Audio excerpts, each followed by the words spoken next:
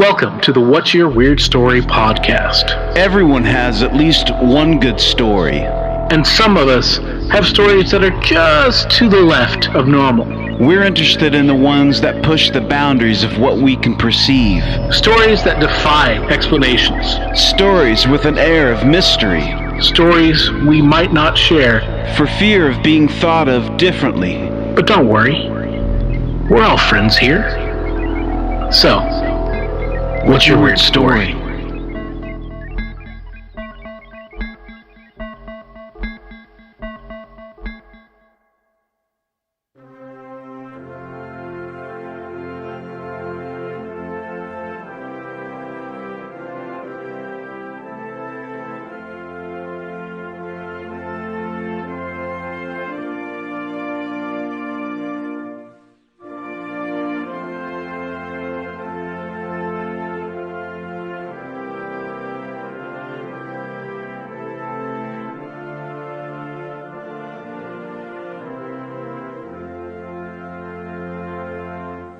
Hello, Weirdsville.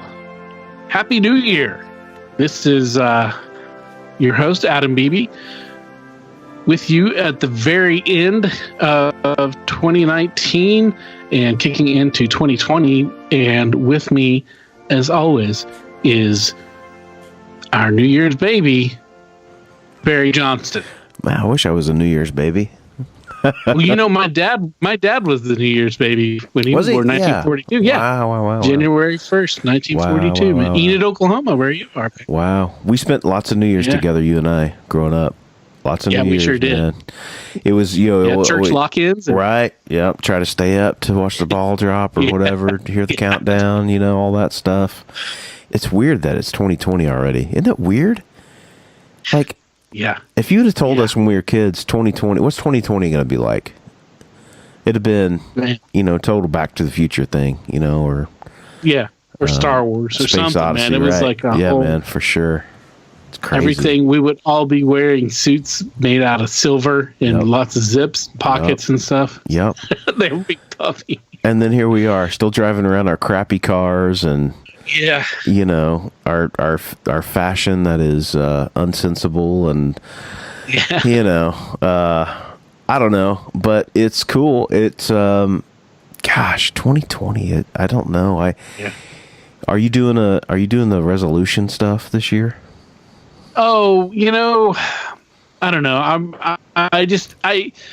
probably nothing official. Mm-hmm. Probably just trying to, eat better again, and get back on a good diet, and to treat myself better, right? Personally, because I have a tendency to be harsh on myself and beat myself up, and all of that stuff. That's just part of my nature, part of my chemical makeup of my brain, and that just it tends to go hand in hand with a lot of creative people. Artists are deal with that crutch, not crutch, but the cross to bear, I should say, right? But just trying to not be miserable and try to have a good year, because man, 2019 just was rough, beat me down. Yes, it was rough. And I guess I'll quote that classic Jawbreaker song with "It hasn't been my day in a couple of years." Yes, what a great song, man! What a great song. Yeah. I'm a huge fan. That album, that record, "Dear You," is one of my favorites, man. I just love that record so much. But yeah, it was a rough year, man. It was a rough year. I don't know. I've had really bad years. So as far as like really, really bad years go, I've had worse, but it's just was one thing after the other. And I know you're in the same boat, and a lot of it, funny enough, was car issues. We both had car issues. For both of us. God dang, dude. My son's wrecked 3 of our vehicles. And so that was a lot of fun. Oh gosh. So I'm ready to move on. Yeah. And, I feel good about it because we got a good episode to get started. Yep. To get the 2020 kicked off. To carry us to carry us out and to carry us in, man. Yep. And it's the part 2 of our Chad and Alta epic. Yes. And we're back into it, and get ready, guys, because it just gets weirder, man. These guys, these two folks have had a really odd, weird relationship and existence that we just love to listen to. Yeah, and we, this second part is another long one. We had to trim it down a little bit because, man, when we talked to him forever. We talked to him for 3.5 hours. Probably could have talked 3.5 more. Easily. Easily. So, we're hoping to have them back to fill in some of the gaps. But we're getting into some really cool stuff. We're getting into their the meat of the book that they wrote. Yes, Orbducted. Yep. In the French Quarter, and so we're getting into that story. And man, is it good! It is. And we're getting into some other recent events with like kind of a weird, like a time loop something. I'm not really sure exactly how to describe it, but I think weird, that's right. Just high. I think that's right. Thing. I think it's missing time on someone's point of view, and it's a time loop on someone else's point of view. Yeah, and that's what's interesting about this is that the fact that they're together and they experience these things together. She has her interpretation of what's going on. He has his interpretation of what's going on, and so you get it from both sides. It's kind of a cool way to hear a story. Right. It's so cool, man. Yeah. And we got a wolf boy that is introduced in this one, and their friend who was also with him that experienced that stuff also was. That's another layer to the cake that is fascinating. Yeah. So I guess let's just quit beating about the bush and let's get to it. Let's do it. Chad, Alta, thank you again for being with us. Let us continue with What's Your Weird Story? Yeah, so if you're all still with us and interested, we needed out of that apartment yesterday at that point. And at this point, Chad and I have worked very hard to understand the French Quarter and to learn the rhythm of it. And we were falling right in a line. Chad was kind of entrepreneuring himself. I had taken work as a reader in a reading salon. I call it a reading salon that had started back in 1929. It was a family-owned business. They were the first to start this salon, and they only catered to the moneyed. Now we're talking 1929 and the wealthy. Right. That's what this shop was set up for. So it had a bit of a snobbery sort of attached to its history, and I liked it. Mm-hmm. It just gave me the opportunity to feel comfortable about using abilities that apparently I'd had all my life that I had worked very hard to not use. Okay. So then I discovered, the French Quarter, that's what everybody comes here for. Right. And so what do you mean by a reader shop? I'm taking it as you're not just, somebody comes in and they hand you a book and then you just read it aloud. I'm guessing that's not the kind of business that it is. No, but that sounds lovely. Doesn't it? Yeah, it just really did. No, that idea. That's mine. I do love that. No, actually doing readings with people use all different types of modalities, tarot cards, tea leaf readings, crystals, this and that. And, it seems like it's an explosion now. Back then, and this was in 97. Well, I took employment. I probably contracted with them maybe in 95, 96. 96, yeah. Yeah. And so they catered to all walk of life at that point, and they were keeping themselves a bit exclusive because readings, people were coming from all over the world, and the street had readers all over it. I don't mean to sound a snob, but a bit of a snobbery to it. Gypsies are lovely, I guess, and what have you, but these particular gypsies, this is how they identified themselves. They're mean, and they would move into the square of the French Quarter where it's all open, where the artists are and so on, and became, there were a lot of folks that were moving in that figured out they could put up a card table, use some cards and tell you your future. and they moved in packs, almost like wolf packs. Right. And so I took contract in this shop that was family owned. They ran it like a little mafia, you know. It was the family, and they were interesting folks that had been there and done it again in the French Quarter for over 100 years.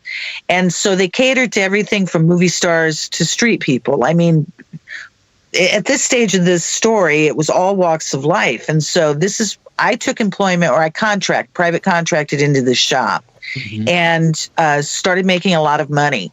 Started building a nice name for myself because I could back up what I was offering.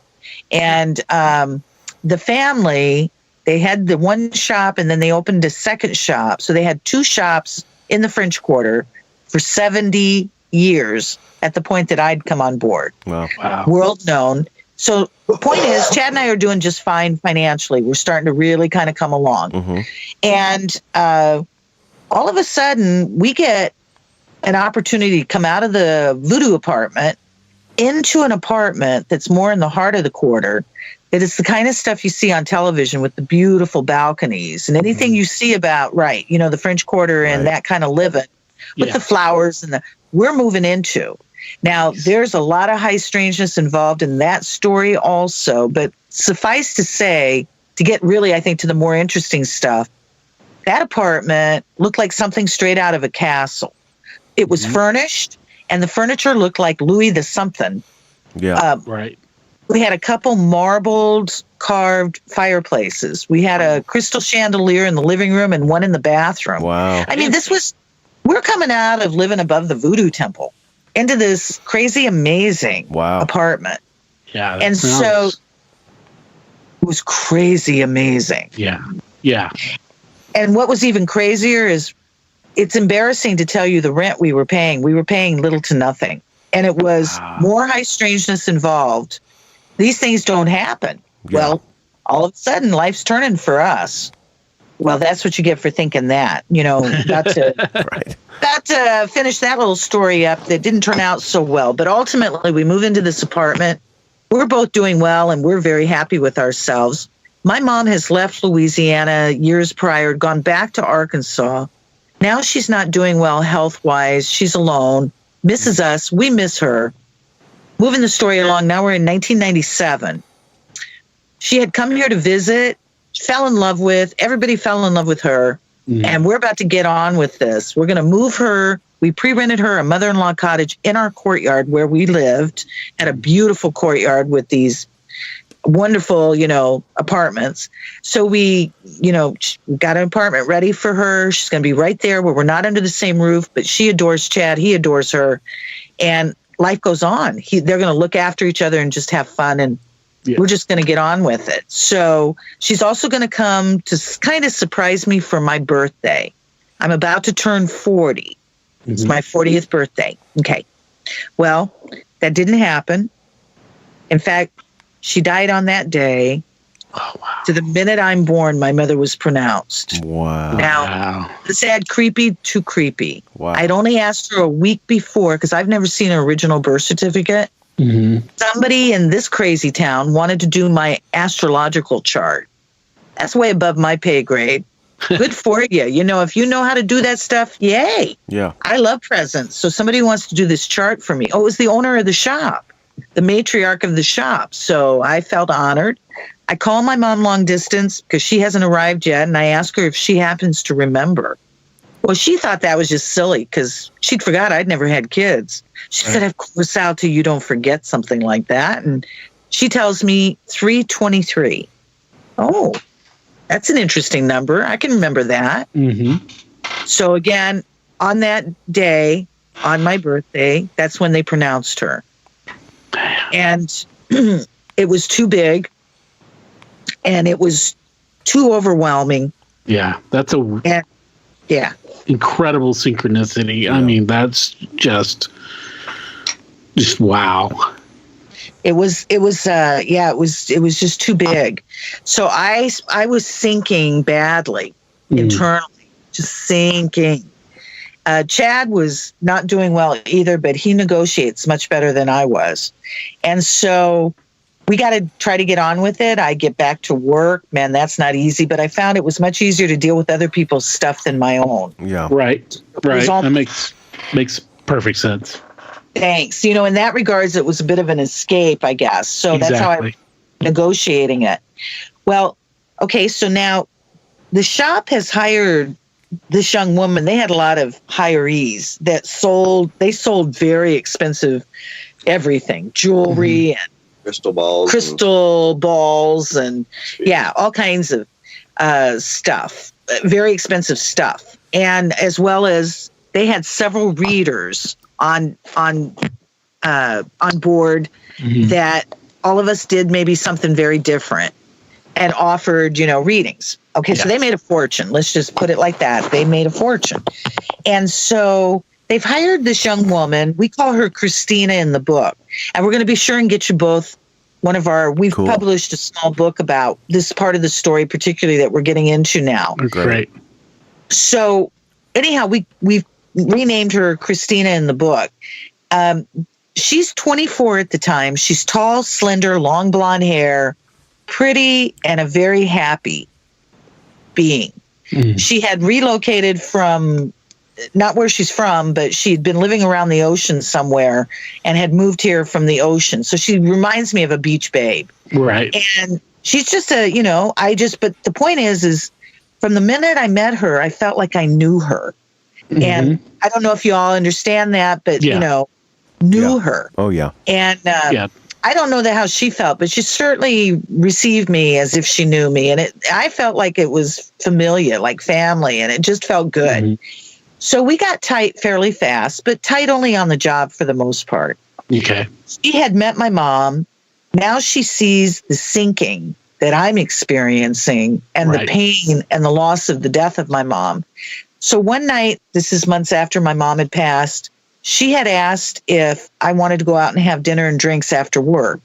I accepted. Now, we only lived a couple blocks from our shop.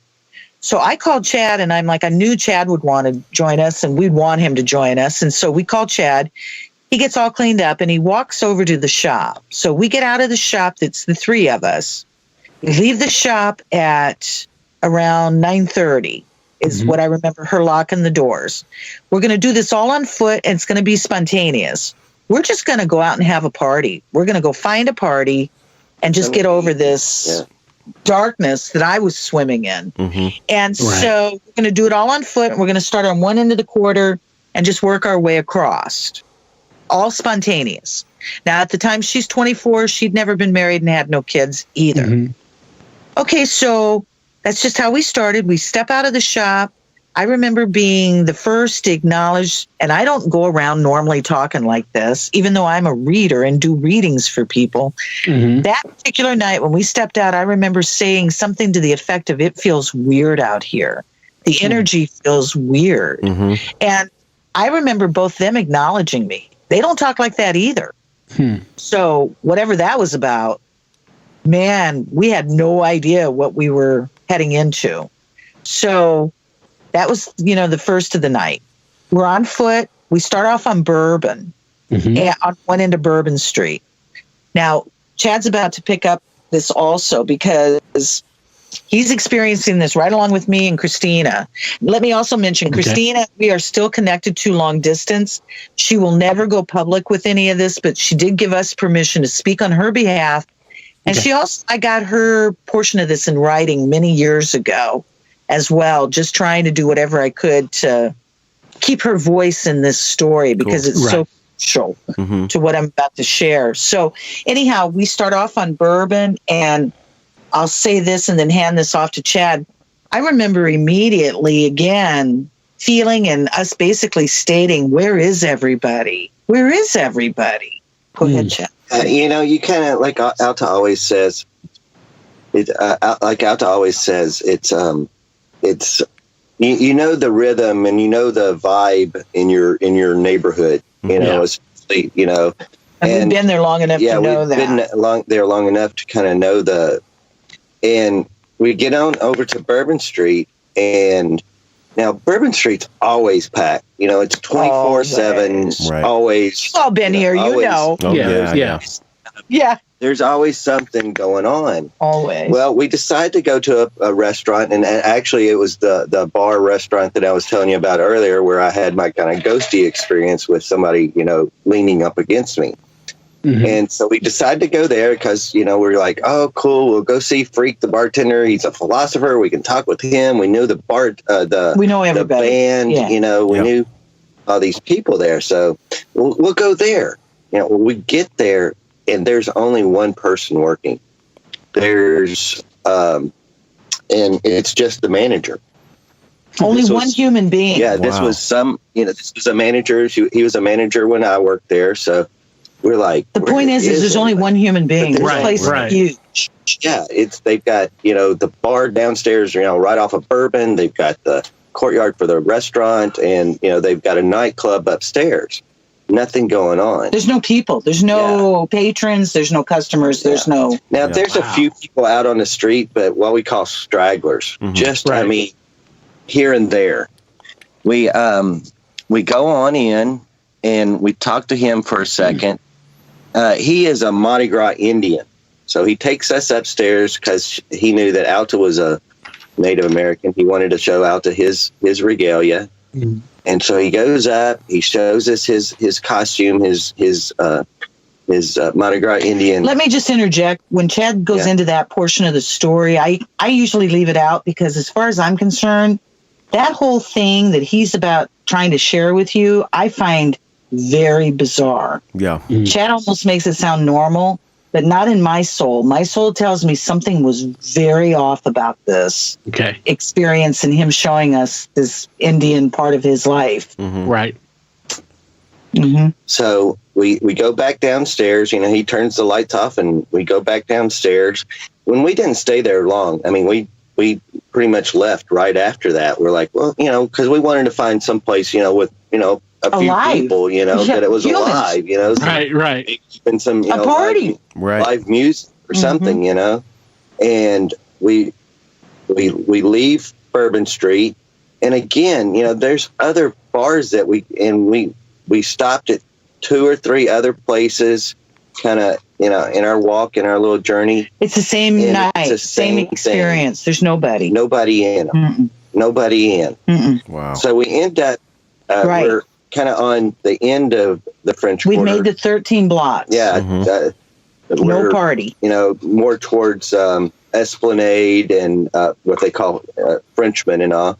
And there was this one bar that we would go to, every once in a while. Again, we knew the bartenders and the stuff. It was a Thai restaurant downstairs, and upstairs we called the Dragon's Den.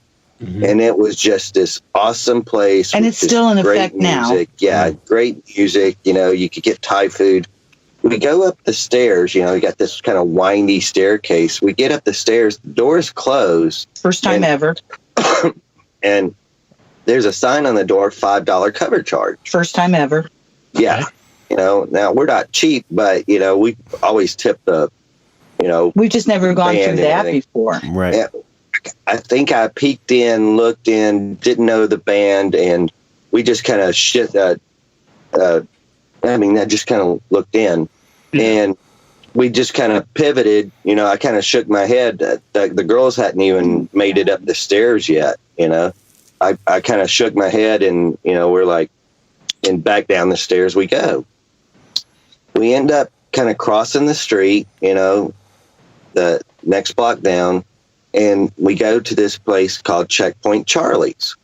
Again, This is a place that's always got live music. It's always going. Again, there's one person. I remember one person behind the bar and a doorman. Well, there was nobody to doorman. Why would you need a doorman when there's nobody around? Right.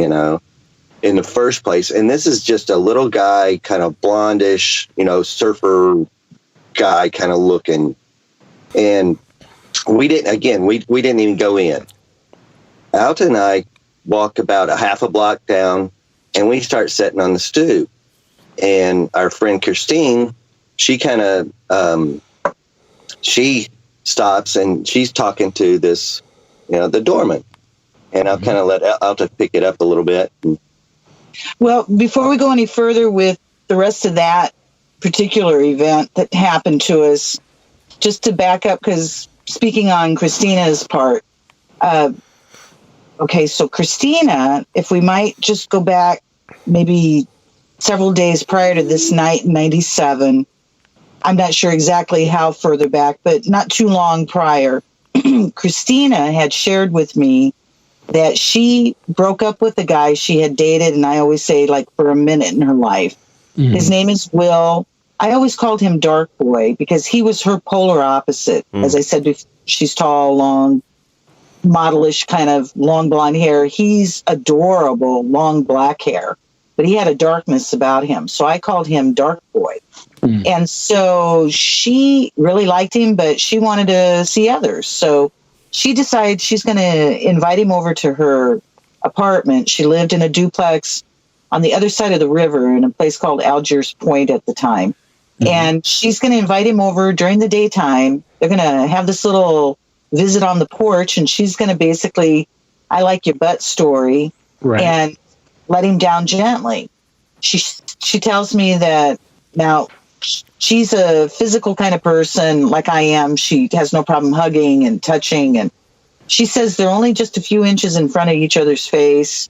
And she's telling him the I like your butt kind of story. And she says he's becoming so emotional, mm-hmm, sense of what she was picking up from him, just that energy. Now, this is her story, and she's stuck to it, and she's never changed it. And I know she's not lying. And she said he turned into a wolf.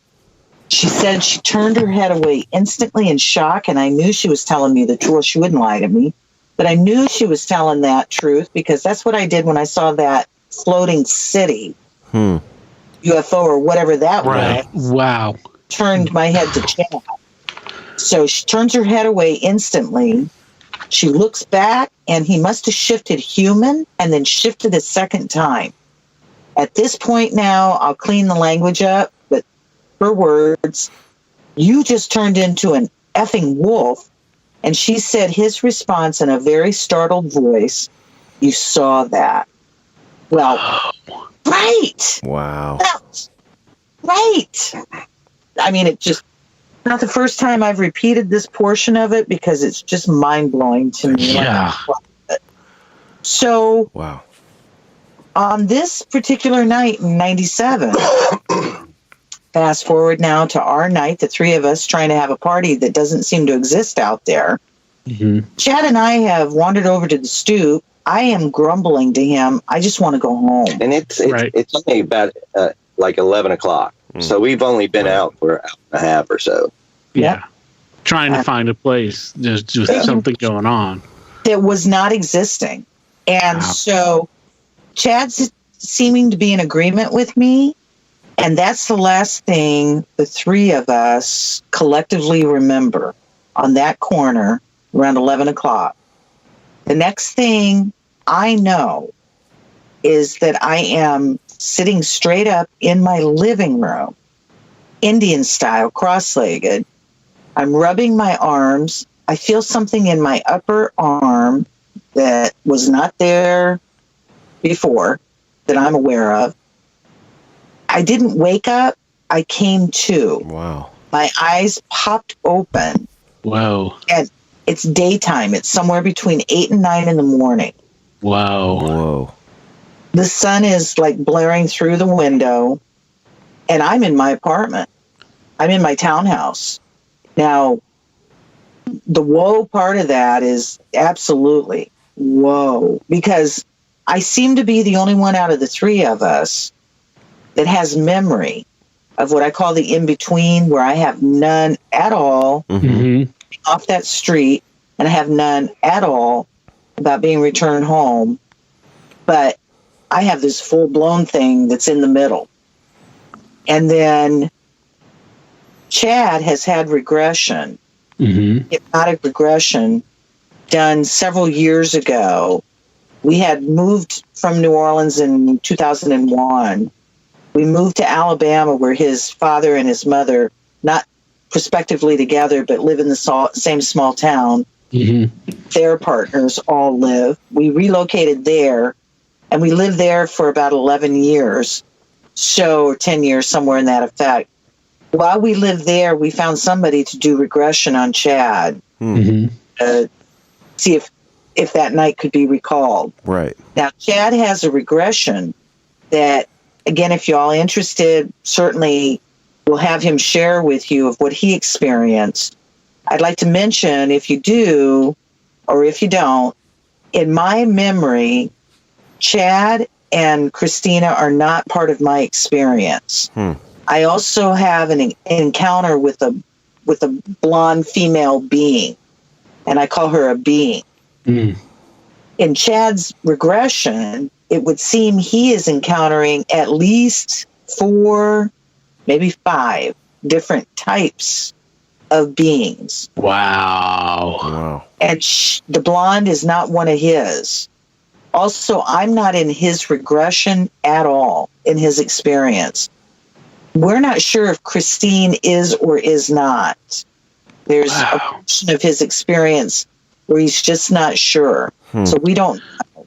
And in Christina's experience, the last thing she remembers is around 11 on that corner, just like we said to you. And the next thing she knows, she's behind the steering wheel of her moving car. It's in another portion of the city than where she parked it that morning, because we didn't leave in a car. We left on foot. Wow. But she's behind the steering wheel of the car. It's moving slowly. It hit a parked car, and it knocked off her rear view mirror, which seems to be heading to Wolfie Boy's house. I mean, it's a bad movie. It only gets stranger. So, kind of up to y'all if you want to know more. Or I definitely think we want to know more for sure. We definitely want to hear your stories, but I also want to take a quick bathroom break. Absolutely.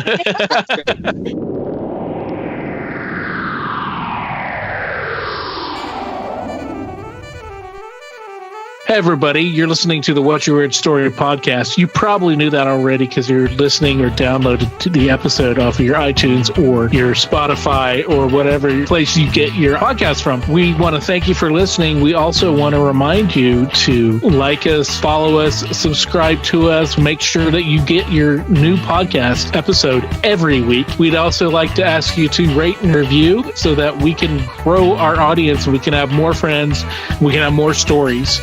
So thanks for listening to What's Your Weird Story.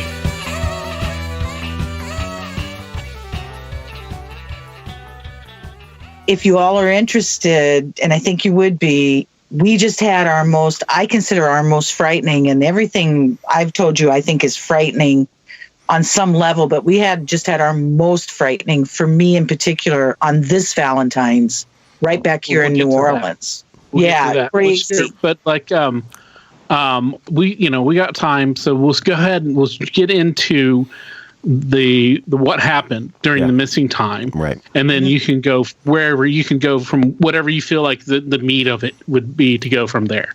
And of course, we can have you back. We'll figure out another time to get the stars aligned so that we can do this again if we need to. Absolutely, that'll be awesome. Yeah, we've got plenty. I'm sorry to say, we've got plenty. Good. All right. Yes. Okay. So the missing time. So we'll have Chad share that regression with you. Yeah. We'll go there. So again, the last thing we remember, it's 11ish. Again, only been out like an hour and a half or so. So not enough time to no alcohol, no drugs. No alcohol, no drugs. We and nobody around to drug us, it would appear. Right. So in my regression, what comes out, we're standing, Alta and I are standing at the stoop, kind of mid-block between Esplanade and Frenchman. And you might want to look this up, or we could send that to you. That's right out. And our friend, she comes and joins us. I kind of noticed this bright light coming from around the corner off of Frenchman Street. Mm-hmm. Get the girl's attention. We walk kind of down to the corner. We look up into the ahead. Yeah, it's probably about a half a block down the street. It's about 15, 20 foot off the ground. there's this orb of light, and it's just this beautiful, white, clean, just beautiful light. It's probably about 12 foot in diameter. So it's, it's this huge orb of light. We're standing there, we're looking at it, and it just comes towards us and just engulfs us. It takes us in. It orbducts us. Which is where that's the name of the book. Oh, cool. Gotcha. So my next memory is I'm walking down this corridor, it's like hallway. There's this little being in front of me. Now he's got like this pale gray. I only see him from behind. I don't ever remember seeing his face. And Chad says in the regression they're gently leaning to the right. Yeah, it's as just they're walking. The walls and everything are very metallic. No rivets, no bolts, no seams. Just beautiful. Just very smooth. Right. I'm following this little being. And again, he's got this big bulbous head, kind of a pale gray skin tone. Now, he doesn't look like the thin grays that you see on TV. He's kind of got substance to him. He kind of wobbles when he walks. He's almost dwarfish or like a small person, Okay. Yeah. Okay. Out of the corner of my eye to my left, I could see a tall blonde female walking beside me. I don't ever remember turning to look. This does describe our friend that was with us that night, but I never turned to see if it was her or somebody else. Right. I was gonna say that sounds like the friend that was with you. I was wondering if it was her or if it was. We wish we knew. I don't know. My next memory is I'm in this room and it just seems infinite. It's very, very dark. Off to my left, I could see a tall blonde female laying on an examining table. She was nude, but it was almost like censored, from head to toe. Kind of like what they do on regular TV, when they show nudity and stuff. Okay, yeah. Blurred out. Very like fuzzed blurred out. Yeah. Fuzzed out. There were 3 beings around her, one on each side and one at her head. They were very tall, like 6, 7, 8, or like 7, 8 foot tall. Wow. Very buggish, praying mantis-y looking. They were wearing these cloaks, but there was no hood. Kind of like the Grim Reaper, but no hood. Or a priest or something. Right. And that female that was laying on the examining table felt to be unconscious.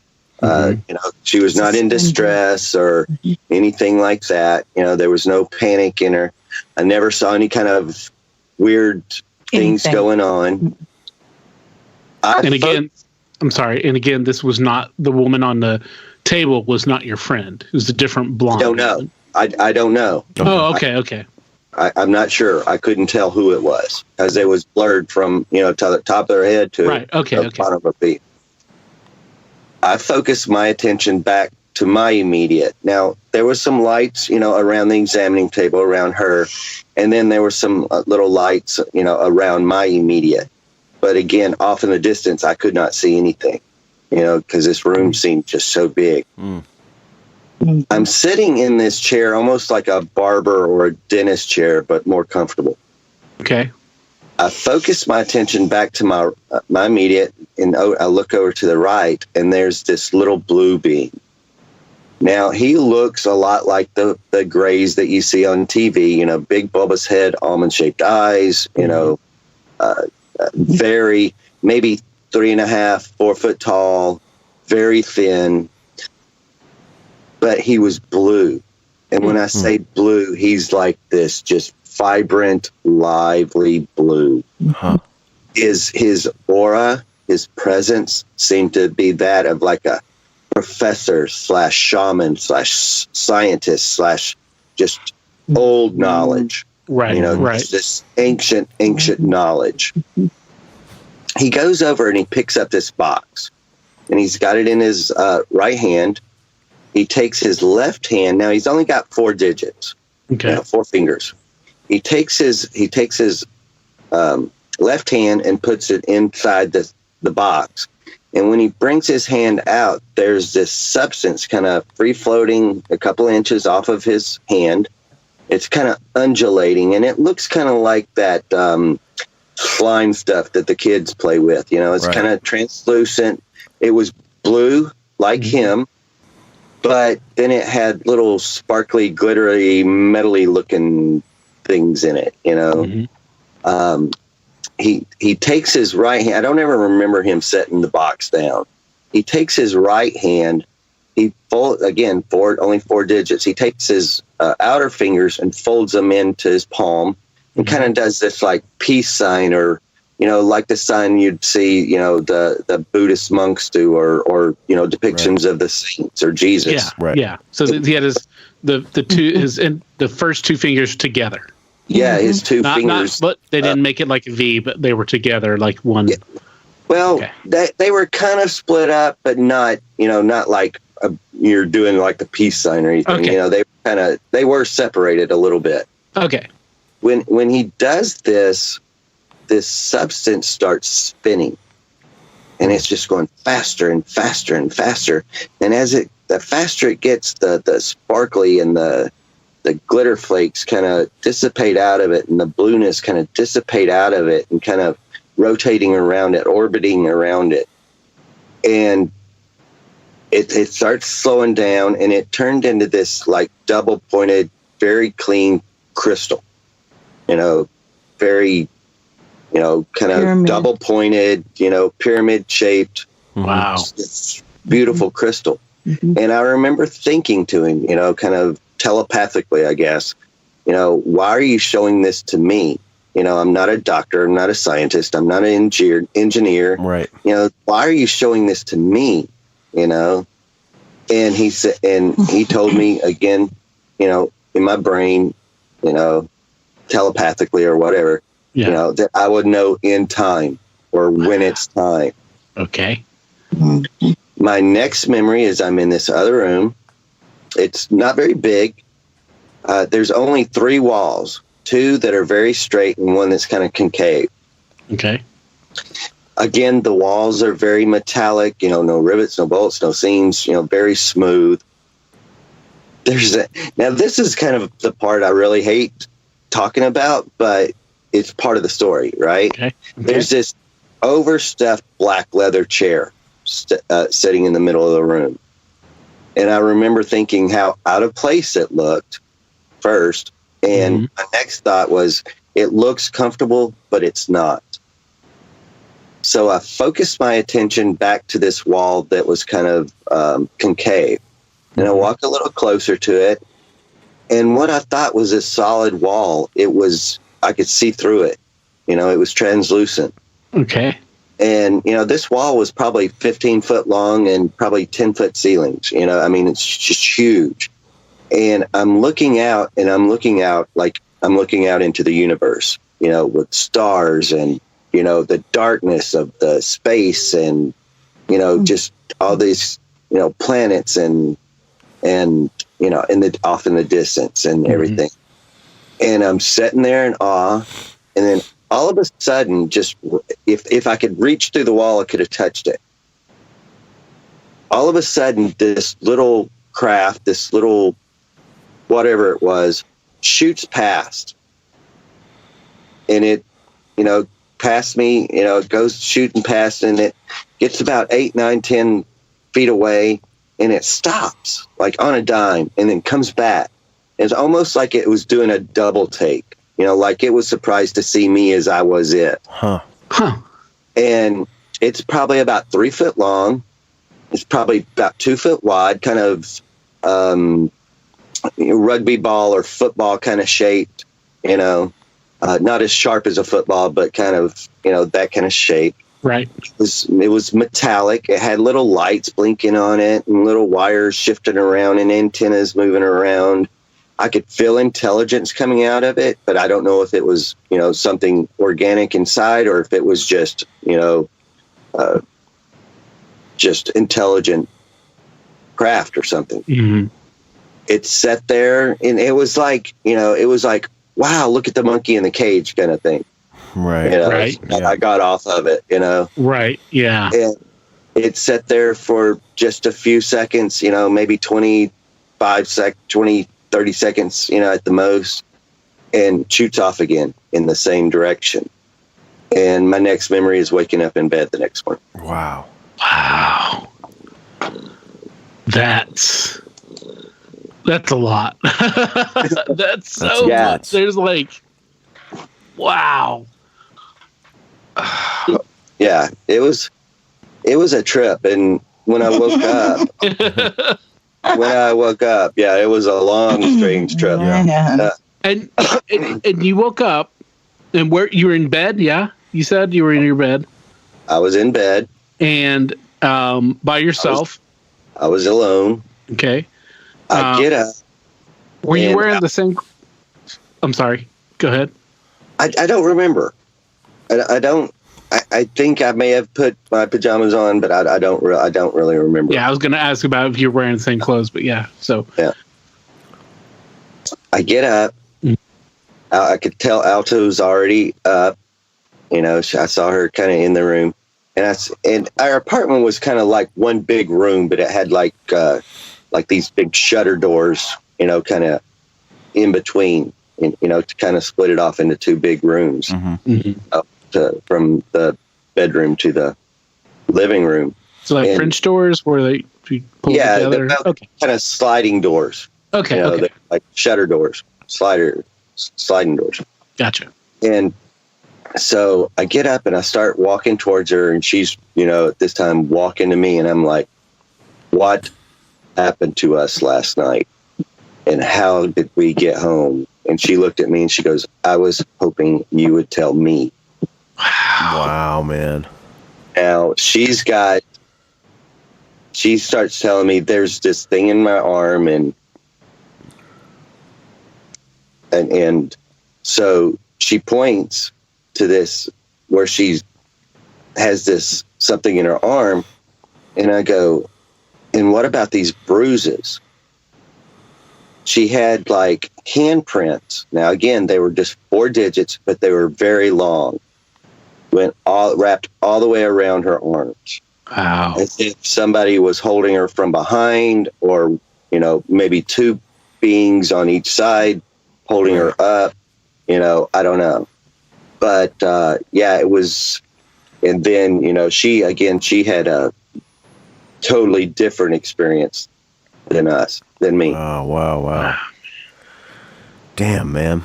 That's very intense. Very indeed. And the 4 different types of, or 5, how many, you said 5 different types? There was I had the little being that I followed down the hallway. Mm-hmm. I had the 3 beings that were around her that I saw. The little ones, the ones that were like insect-like. Mm-hmm. I've heard about those types of, you know, people having experience with those, and those usually are not pleasant experiences. Right, right. Again, now in my experience, I was never, and I'm usually an anxious kind of guy, you know. Mm-hmm. But in my experience, I was never scared. I was never worried. I was never. I don't ever remember being, you know, hurt or you know, panicking or scared or anything. So, you know, I do. You know, I don't have full memory, but, you know, I do have partial memory, and I don't remember anything. Wow. Fascinating. That's just... The way you describe the aircraft is the way that when Bob Lazar talks about, I don't know if you're familiar with him, but when he talks about it, that's kind of the way he describes is that the aircraft, it's like everything's been molded out of a thing that, and there's no you can't tell where something starts, like where a wall begins and the floor start. You know what I mean? It's just like it all perfectly melds together. It's it's fascinating stuff, man. Yeah. Yeah. I think that's, for whatever reason, that's one of the things I'm most drawn to, is that idea of you're in a physical object that you can't put into words, you know, the technology and I don't know why, but that's one thing that fascinates me about those types of stories. Well, let's get to your experience of it, because you said you remember kind of what happened on your own. So let's hear that, because I'm sitting here with bated breath, you know. Very different than Chad's experience, but again, in my experience, I felt it beyond beautiful for the most part until the very end of it.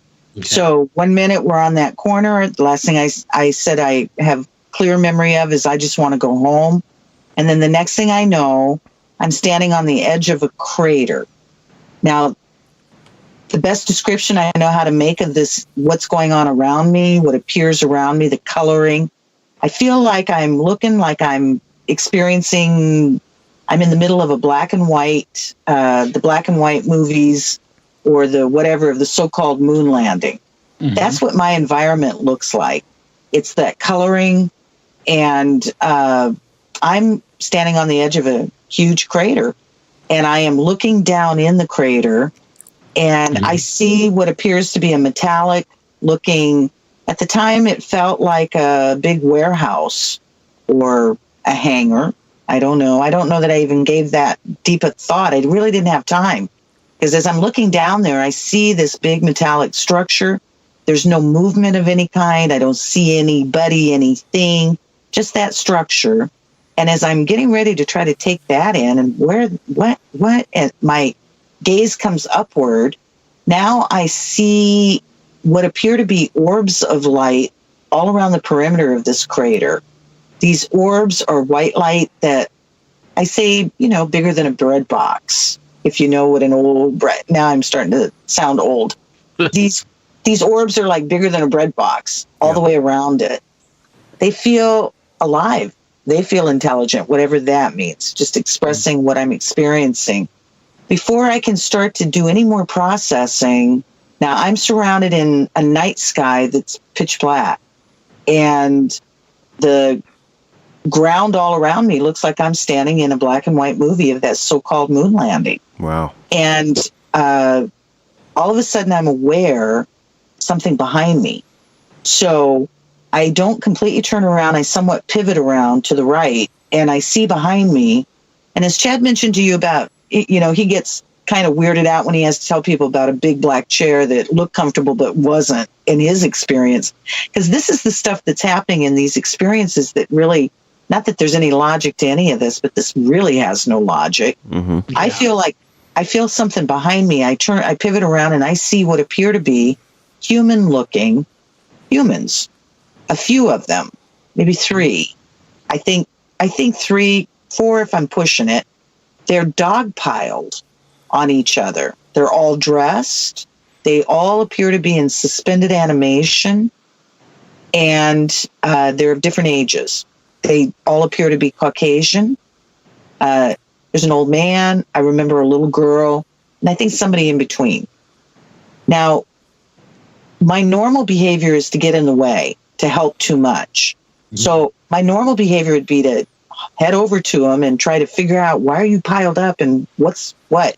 Well, before I can, as I'm thinking this, before I can do anything, all of a sudden I'm aware now there's something right next to me on the edge of that crater. And when I say right next to me, it's almost touching me, so close. I turn back, and I refer to her as her. And I say it with such love, I don't even know how to muster hardly those words. I am standing next to a female that's well over 6 feet tall. I'm about 5'5", and I've got to crank my head back to look up at her. She is as close to, I didn't know this was my idea of perfection until I had the experience, but she is, in this experience, perfection. She is perfectly proportioned. She's stunningly beautiful. She has long blonde hair, and she's in a bodysuit, best I could tell, or at least whatever is covering her body.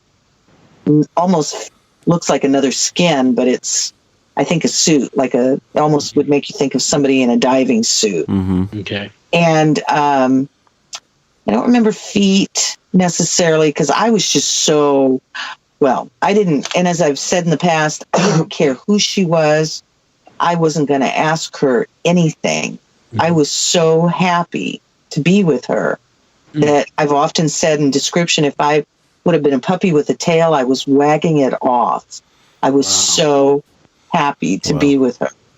And as I'm looking up at her and I'm taking all this in, then my gaze goes higher up into the sky. The sky now is full of what appear to be stars that I've said in the past is corny, cheesy, crazy as it sounds. They look like diamonds. Right. They are just beautiful. And I'm so happy I can't hardly breathe. And then all of a sudden, one of those in particular, those diamond stars, began to move. And then, shortening the story, they were doing a dance across that sky. They were doing things they couldn't do.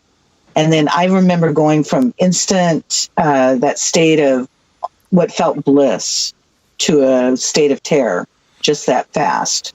My heart felt like it was going to beat out of my chest. I became so afraid because all of a sudden now they can't do that. Why are they, that's that strange historical logic of mine that seems to shut me down with something in the sky. So anyhow, when I go into that fear factor, that fear mode, she speaks to me telepathically.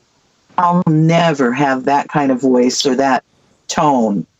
Can I imagine can be humanly possible, but it is so beautiful the way she responds to me in this tone, and she calls me by name. And she said, Alta, don't be afraid. They're just scanning you. And at that very moment is the last thing that my memory takes in. And then the next thing I know, as I said, I didn't wake up. I came to sitting up in my living room. Wow. With an object in my upper arm. How long did something in my upper arm? How long did it take you to recall that? I knew it instantly. Okay. Wow. Yeah, that was instant. Now, several years later, again, I won't share names. I chose to pay what was considered one of the highest sought out people in the world to get regression done. I paid this person a lot of money in cash. I feel I was abused. Chad and I both were. And the regression did not happen. So I tried sincerely once. When I originally was going to get regression, I was heading to, this sounds just like a silly movie, Alta's heading to Harvard. I was going to Harvard. I had discovered a doctor by the name of Dr. John Mack, who has now since died, who wrote a book many years ago, I think called Orbducted or something of that nature. Some of those, I don't know these words. But anyhow, Dr. Mack was a Harvard professor, a psychiatrist who got involved in, their words. I've never used the word alien. I've never used the word ET. I've never used any of those words. I refer to them as the beings. And because I don't know I don't know where I was. I've often said when people have ever been curious as to my thoughts about where was I, I've often said, I don't know if I was in the distant past or the distant future of this planet, or was I on another planet? And does another planet really exist? Right. These things I don't know because I'm originally told that I'm out of the Southwest. The area I'm told I come from is currently a huge crater. That whole community has been moved. It was involved in copper mining. And the whole community, from the point of me being born there, supposedly, stopped being a community because that's just more to this mystery. Yeah, no kidding. Yeah. That hospital that was connected to that community, that was moved as well, and can't get those records. Right. I mean, it's just, but again, the point is, it's a huge crater. Yeah. Wow. So that reminded me again, we got a lot of craters on this planet. Right. Yeah, that's true. It's just that it so happened in my memory, whatever I was standing on looked just like those old moon pictures. Wow. Yeah. Wow. That's, so much to unravel there, too, with the dog pile of people. and with just all of it. I mean, it's just it seems like the connection is possibly between the two of you is the woman, the blonde woman, if it's the same type person or even the same person. But it's so unusual, the other experiences that you had, because it seems like yours was just almost all outdoors, whereas Chad's was all indoors. Exactly. Wow. And our friend, just to again tie off her story. Yeah. So we shared with you about Wolfie Boy. I call him Wolfie Boy. Mm-hmm. So when she's coming to and car hits her car, as I said before, it seems her car is heading to Wolfie Boy's hood, and he lives in the hood. And that's not someplace she needs to be at 3 or 4 in the morning. Right. Plus, I guarantee you, she's not somebody who's going to go back ever around a Wolfie Boy. That's not her style, and she ain't going to do it. And so she ends up and repeats this to us, shares this portion of it. She claims that she ends up driving right up to Wolfie Boy's house. He's got a big iron gate around his house, and he lives like in a fourplex, maybe old Victorian that's been turned into a fourplex, whatever, apartments. He lives in a downstairs apartment. Apparently that gate's always locked. Well, of course, not on this morning, because this is, again, a creepy movie. So the gate's wide open. She gets out of the car and she goes up the steps. This is so not her. Trust what I'm telling you. This is not her. She goes up the steps. She says that he's sitting right inside the freaking door. The door is open, and he's playing guitar underneath a light, like hanging above him. She said She said she goes in, and this is just so not her. She says he stops playing, puts the guitar down, and says something crazy like, either we've been or I've been waiting for you. Again, bad movie. Yeah. She says she starts to become, now that, again, this is so not her behavior, somewhat hysterical. And like she's having an emotional collapse. Right. She says she starts to cry. That's just not her way. She said he leads her into a room, lays her down. She says she cries herself to sleep. She said she wakes up maybe a couple hours later because the sun seems to just be rising. She said she's dressed. It doesn't appear he's done anything to her. And she said she got the flock out of Dodge and never looked back. Well, do you know what happened to your friend? What did she experience? Do you know what her experience during the missing time was? Right.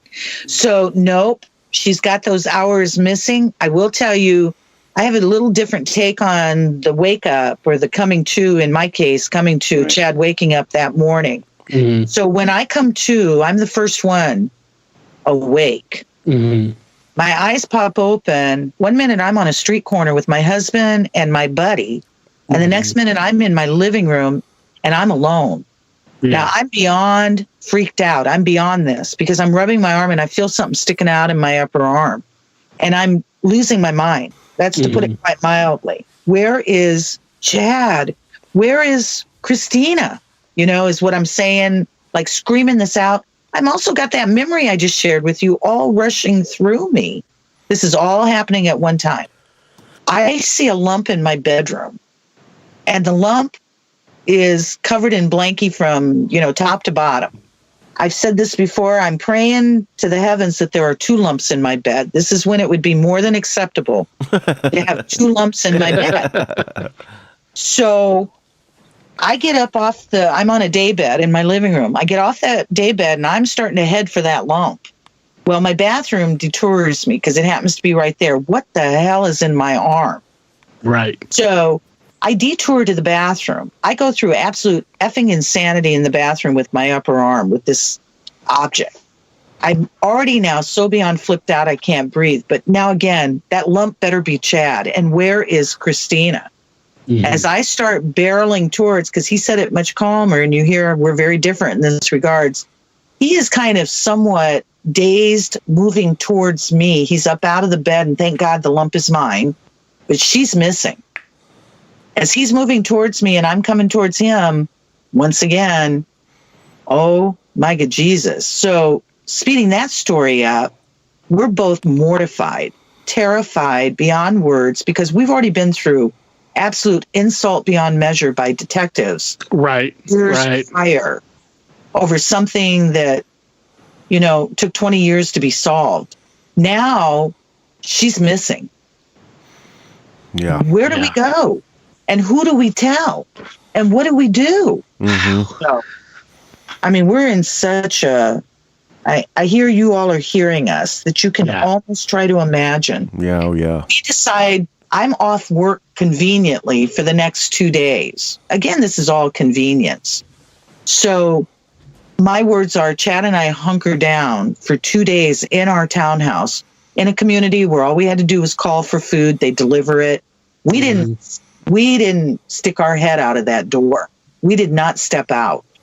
We're back and forth debating and somewhat arguing. You call her. No, you call her.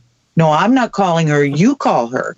Because we're just in this state of there's nowhere to go. Yeah. And we have to determine to accept each other. So 2 days later, I got to go back to work. So first time I remember daylight where I'm out on those streets, and I go to work and there she is, just like nothing ever happened. Wow. Hey, that's a nice t-shirt you got on there. Oh, thanks, dude. It's brand new. Do you like that? It's one of the official What's Your Weird Story t-shirts. Where'd you get that? It's funny that you ask. I just got it off the brand new Spreadshirt.com site for the What's Your Weird Story podcast. There's no www. You just go straight to shop.spreadshirt.com/what's without the apostrophe WHATS -WEIRD-STORY,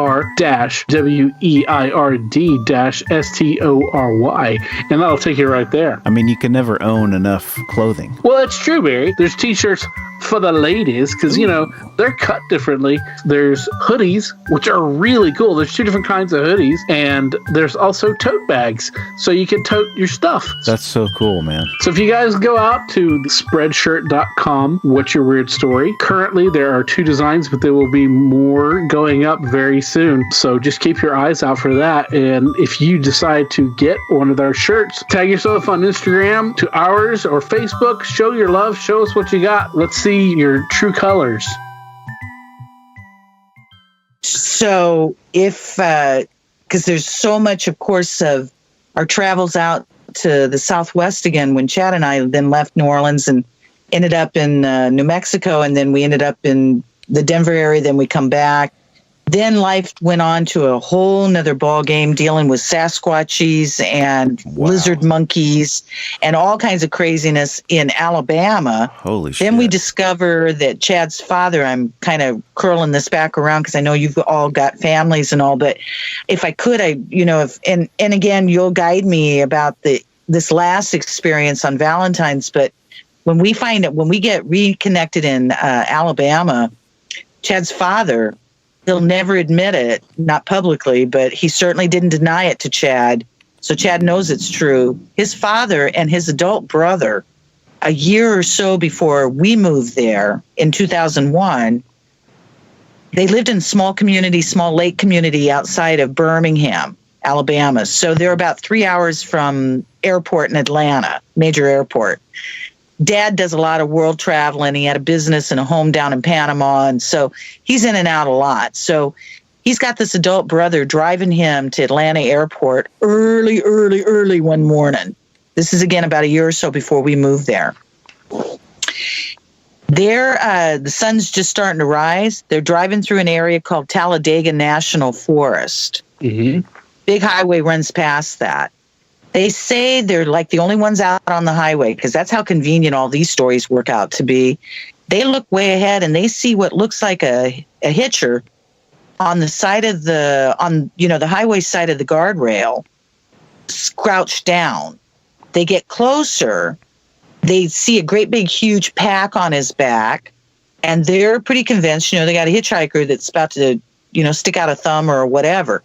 They say as they get closer, this thing stands up, and this thing is like they're indicating over 8-9 feet tall.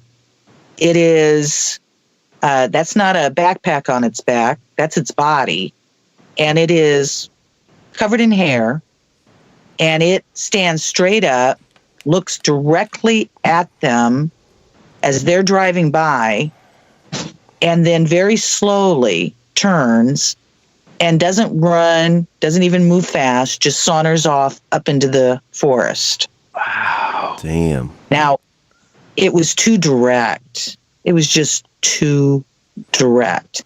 Because then the father goes on to tell, well, the father doesn't, but he's married to a female that is the third wife. They are down in Cancun, Mexico, partying for new millennia. So this is 2000. Okay. They're with, I think, another couple or whatever. They're down there partying hard and good. These are some high rollers. So they're parked their chairs and their partying favors and whatever on the beach, away from all the tourism, because they're going to have a big fireworks night off over the ocean down in Cancun, whatever. They want to get away from all that hullabaloo. They park themselves around a shrine that's called something shrine or something to the Puma, I think it is.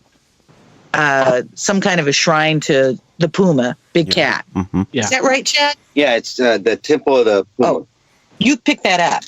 Chad stepped out a second. He just stepped back in. Okay. Temple of the Puma? Yeah, the Temple of the Puma. And they said they set their chairs up and they're kind of watching the, the fireworks. And so they're all, focusing, up to the sky. And they said, and, I'm telling, I had just told them my story about seeing this craft in Hammond. Yeah, in Louisiana. And I described it to them. And now above Walmart. Dad's sitting right next, Dad's sitting, right there. And, he's kind of acknowledging, but he ain't saying nothing. She's doing all the talking. Yeah, she's doing all the talking. And she goes, and the way you described it is exactly what we saw. They said a puma scream came out. Yeah. They heard a cat scream. A big cat scream. Scared the bejesus out of them. And then fireworks going off in the sky above them. Yeah, and then they see this thing. They saw this UFO shaped like what Chad described. Wow. And just our luck, they get to see it, above this, partying in Cancun. Beautiful, right. We see ours above Walmart. Yeah. You guys got to see. I think you're clearly the winner there. So.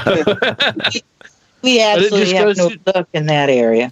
Just goes to show you that everybody has to go to Walmart for something. So right. Oh, that's hysterical.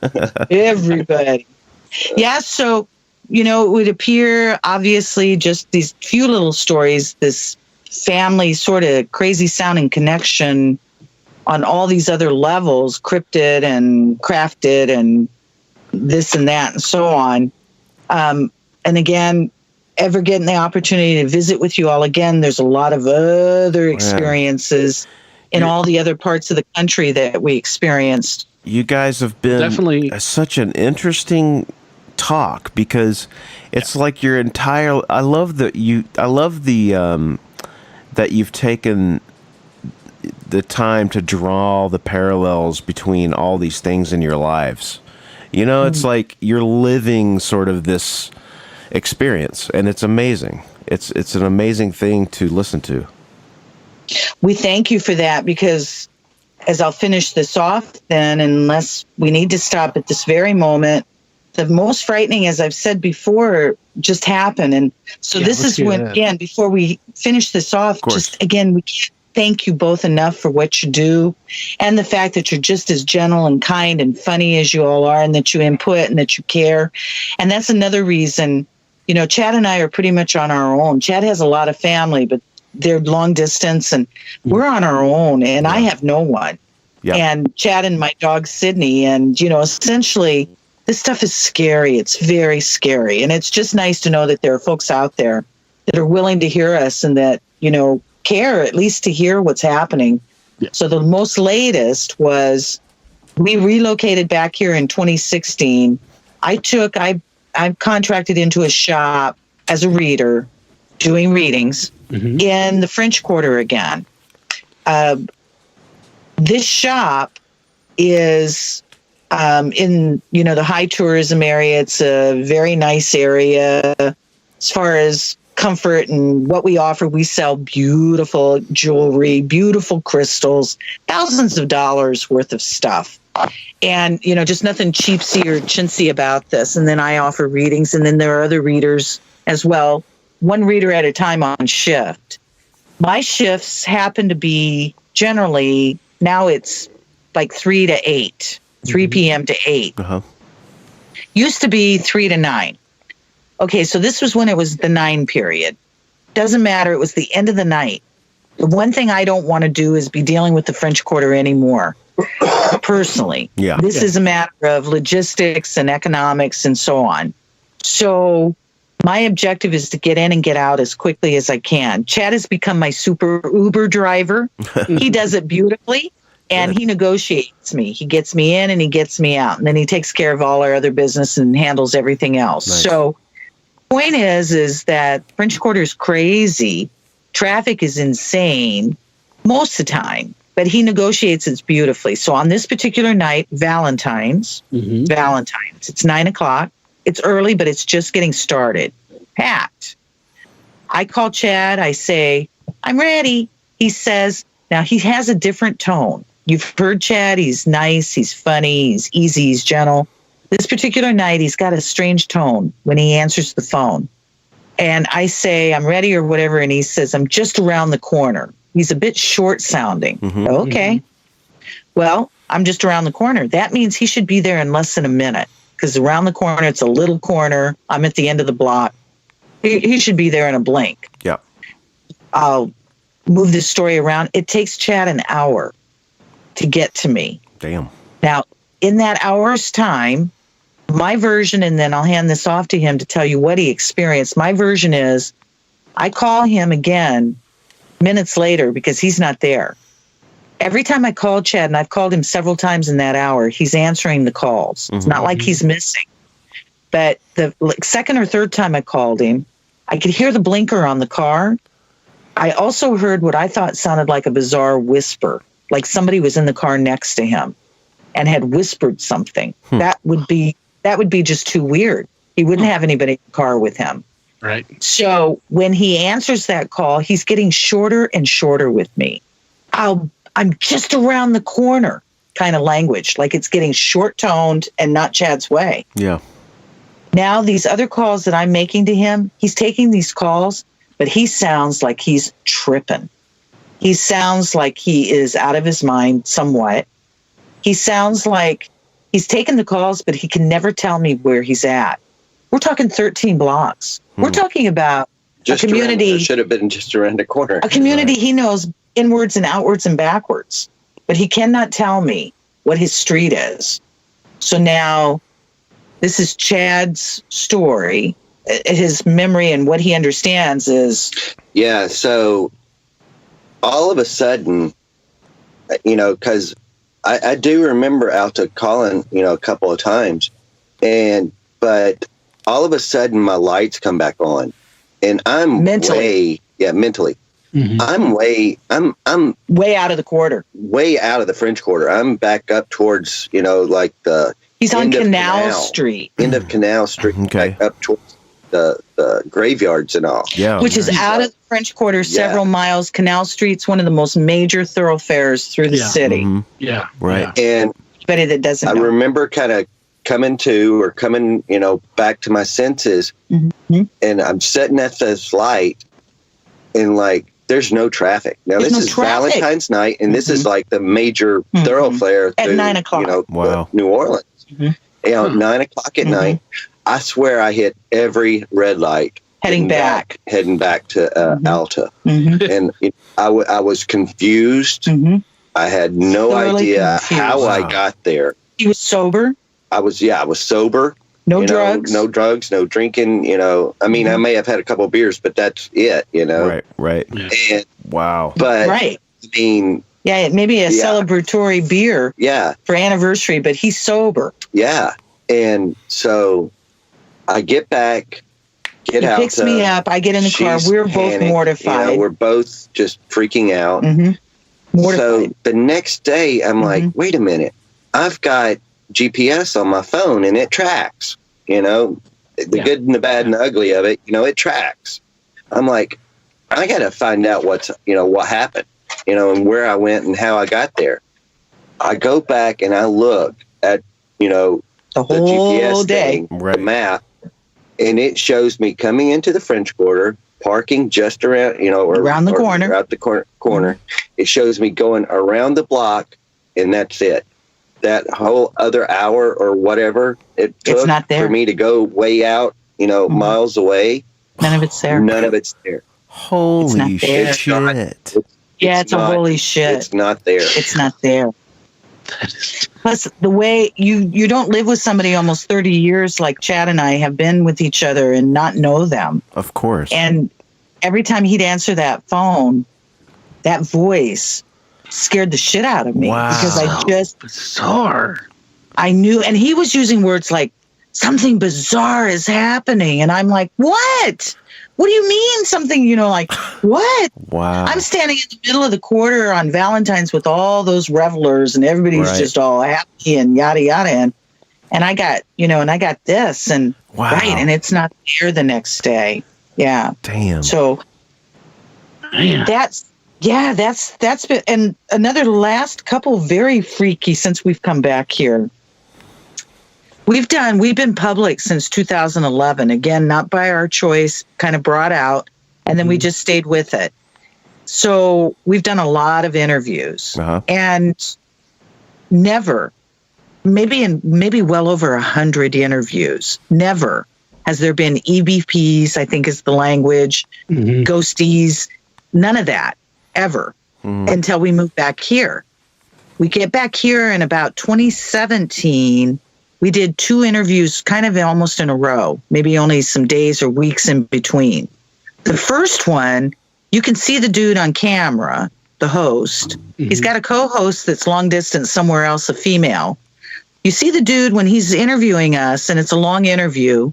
At some point, there is some kind of very bizarre electronic growl kind of weird sound come across. I think it was Chad talking, his voice. And you see the dude react to this. So that told me instantly, oh, he's not doing this. These aren't some weird sound effects, the host or, whatever. Yeah. I could just tell by his reaction. He didn't really say anything, and we didn't. We just kept going. Now we're in the interview where I'm talking. I happen to be talking, I think, about maybe Dark Boy, a Wolfie Boy. Mm-hmm. And at that point, or maybe it was Chad talking, and Chad had been talking about Rougarou Festival. The Rougarou, if you are aware or if you're not, is the word for, and I might not even be pronouncing it right, werewolf, like a swamp wolf, a swamp werewolf. Yeah. Mm-hmm. Oh, Rougarou. Well, they started to put on a big festival here at once a year to help build money and create and whatever for the swamplands, to the marshlands. Mm-hmm. So economically, they're just trying anything they can, and people are being drawn to this from all over the world because everybody's interested in werewolves and stuff. Yeah. So Chad's just telling the host about this festival. It's about to happen, and all of a sudden we get this weird electronic kind of weird ass sound come across the interview. Now, further into the interview, while I'm talking, and it seems like at this point now, I'm talking about this object in my arm, this upper, everybody calls them implants, I call them unknowns. Yeah. Mm-hmm. I'm talking, they're asking me about or whatever, I'm starting to try to talk about it, and you hear very distinct growling come over my voice. At that point, the host says something, then the co-host, she pipes in and says, yeah, that's growling. And then she repeated the growling. She said, it's not me. I've been muted. So that was one of the first experiences of these weird, strange, creepy sounds. The next interview we did, Chad was talking about his dad and his stepmother having a ghosty house in... Well, that was, Eric, that was the story where the rattling doors and all that. That he told you all about earlier, that big rattling door house. Yeah. Yeah, and I'm like, it's a big house. And then you heard somebody else go, big house. You hear another man's voice that's not the host or Chad. I'm not a dude. And the host only caught it when he was doing the editing of that interview. And you hear it just as distinct as hearing you right now or Chad. Wow. Dude in the background, this other voice says, big house. Wow. And it was, what the hey? Damn. We got ghosties. Right. We, one time during an interview with a guy, we started hearing this weird stuff, and I heard it first, and I wasn't sure exactly what it was. And then we figured out that he was on his phone, and he had forgot to turn off. He turned off the ringer sound, but That's right. Didn't turn off the vibrate sound, and it just. We're like, what is that? We're like, what is that? Oh my God. Yeah. Wow. Oh my God. Yeah, I use my phone too, but I try to remember to turn off the do not disturb. Thing. Yeah, exactly. These couple of experiences were just so bizarre, and like I said, the hosts who do nothing but do these kinds of interviews, they're the ones that essentially brought it to our attention, and I'm like, what the hey? Yeah, that's crazy. I keep trying to tell people, New Orleans, this part of the world is getting thinner and thinner. Yeah, whatever that veil is seems to be getting thinner and thinner. Right. So, wow. We pray someday. If we're planning on Chad and I have chosen. We gave up a home and everything we owned basically in Alabama that we were buying and bought a motorhome, and decided we're somewhat artists and doing what I do and all. We just decided to try to live as free as we possibly could and travel. Good. And experience this country to the best of our ability. Not having children, we have that. We've always had that luxury. That's great. Good. We've been here for a while now and getting ourselves back together and planning to be back out again in springtime of this next year and traveling. So maybe in our journeys we can all come across each other. It would be awesome. Be I think one of you were in Oklahoma, right? And one maybe in Ohio? That's right. Yeah. Yep. Yeah, Barry's there in Oklahoma, and I'm in Cincinnati. Cincinnati. Well, Cincinnati has become home sweet home for us over the past. We've got lots of connection in the Ohio Valley. Yeah. And we've had a lot of crazy, maybe someday we ever come together again. We got a lot of stories about high strangeness in that part of the country as well. So awesome. Yeah. We just look forward to it. Yeah. Well, we're definitely going to have to talk to you guys again, because I know that there's so much more that we haven't heard of. I mean, we didn't even really get out of the 90s very much. So we got right. Yeah. Oh, there's much more. Yeah, you ever have interest, there's much more, and we look forward to it. Before we go, your book is called Orbduction, and where is that available? What can we do? Now, I found there's a Facebook page, and I found that while we were talking and liked it. But is it on Amazon, or is it you got a website, or how can people get a hold of that? Because again, it's Orbducted in the French Quarter. You can contact us, right off of our Facebook if you like. We do also have it on Etsy. And if you're in the area, if you're in the French Quarter, Alta sells it at where we work. The shop. Or where she works. It's called the shop. Earth Odyssey. Okay. Shop is called Earth Odyssey. We're not Amazon or any of that fancy at this stage of it, and just any way that we can to let folks know it's happening and out there. And again, we just thank you both so much, and we'd like to get you both sent a copy, and you let us know how we can do that. And we just can't thank you enough for all of this. Fantastic. Well, we appreciate that. We're looking forward to that. I'll send you some addresses that you can mail it to, because I definitely would. I'd love to have a copy.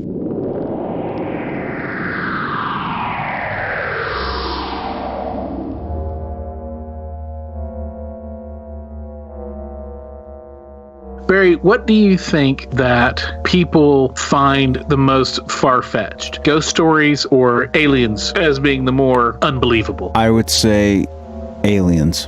I would agree with that probably too, because I think with ghosts, there's a part of the belief system that is abound throughout the world, and we want to have some kind of assurance of some form of life after death. Mm-hmm. Whereas with aliens, it's unknown for sure. It's completely unknown. We have only our imagination. We don't have a lot of universal stories that we agree upon that these things exist, maybe. To believe in aliens is to believe that we are not the sole existence of this world, which goes against a lot of belief systems. It definitely does. But the great thing about what we're doing here is we are open to all your stories about ghosts or aliens or anything in between or anything outside of. We're not here to judge. We're here to just talk and to share. And we don't want you to think you're crazy because you're not.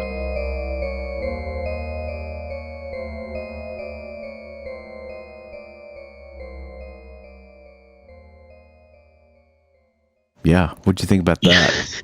Dude, I want to let everybody know we just sat here for about 3 or 4 seconds just staring at each other, trying to not even knowing where to begin. Yeah. That, oh man, like so much, dude. Yeah. Where do we even begin? It's a lot. It is a lot. They and I think this story will continue. This is not the end. This is, they're living it right now, a continuation for sure. And I know that they'll come back, I hopefully come back and share their high strangeness with us again. But I mean, it's amazing that the amount of detail that this chronological sort of like, keeping of their story is really impressive. Yeah. Really impressive. Yeah. Yeah. Well, and they've definitely, especially with the abduction there, really focused on getting it down and getting everybody's perspective of it and being able to remember and retell that story. Yeah. And that's good because, we need oral histories to continue on. And, even if when it's individual stuff like that. And that's, right. One thing that we add is we to the world, I guess, at large, is that we get people to share stories. And man, dude, I mean, like 3 different people having 3 fairly distinct and different experiences in this, starting from the same moment and then going off and on. And, and Alta remembering so much of hers and just what they were each remember. I mean, it's just it's fascinating. And they live, now of course they bounce around, but right now they're living in a city that is just teeming with that kind of energy and weirdness that is, if you're geared that way, which they are, I think that opens up some possibilities for you to have more of these happenings than the normal, place or person in the place. Yeah. Great stuff, man. Great stuff. And couldn't be happier to have them on. It was so good to have that, that epic story. For sure. For sure. All right. Well, I guess they've said a lot. We don't need to carry on anymore, man. That was just great stuff. Thanks once again. Yeah. Chad and Alta for coming on. I'm so glad that we were finally able to make it all happen. And man, it just was so rewarding for us to hear those stories. And we hope everybody out there just really enjoys those as well, because there's so many and just so strong and so good. Guys and gals and friends and everybody, Weirdsville, as your co-mayors, I guess we're co-mayors. Cool. I like that. We want to wish you all a happy new year. Happy New Year. Yeah. A prosperous, joyful new year. Yes. A fun-filled new year with good things and joy and I just said that again, but yes, prosperity. Prosperity, yeah, and most importantly, we wish you a weird new year. That's right. I'm sure there's a lot happening right now. Yeah. Oh, yeah. A lot of weird shit. That's happening. The world we live in, man, for sure. Have you got plans for you got New Year's Eve plans? You know what? That depends on the wife. Sometimes she'll book stuff for us to be at, and I just sort of show up. But as of right now, I don't really have much. And we'll probably, if it's just her and I, we'll go out and have a drink or something. But we may even not even make it up till midnight because we're old. And so, but no. How about you, man? No big plans for the big festivities? Nah, man. I like you, I'm not old like you, but right. I just I don't drink, and I don't really. There's no reason to be. I don't party, anything like that. So it's like, I don't need to be out. I'm not gonna be. I'm not big into crowds like I used to be. So. Even for me being a much younger man than you, I'm an older man like you. So, right. Well, so no, I'll just be hanging at home. Good. Probably maybe watching old Twilight Zone episodes. There you go. That used to be a thing where you get a marathon for Twilight Zone episodes for New Year's Eve and New Year's Day. So I may do that. And hang out with my cats, and then pick one of them up and try to make them my New Year's kiss at midnight or whatever. Nice. There you go. Pushing me and getting rejected as always. There you go. I mean, that's the way it is. Yeah, that sounds good, man. Yeah. So Happy New Year, everybody, and have a great time, whatever it is that you're doing or not doing, and we look forward to many to come. Yes. So, in the meantime, and as you enter this new year and leave the one behind, be safe. Be weird. As always, if you have a weird story, we want to hear it.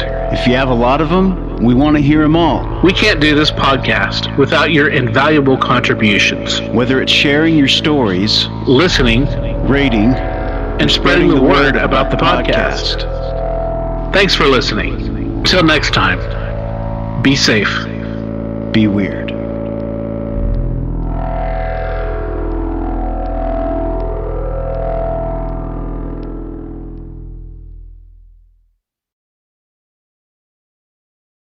The stories presented on the What's Your Weird Story podcast are, to our knowledge, true experience.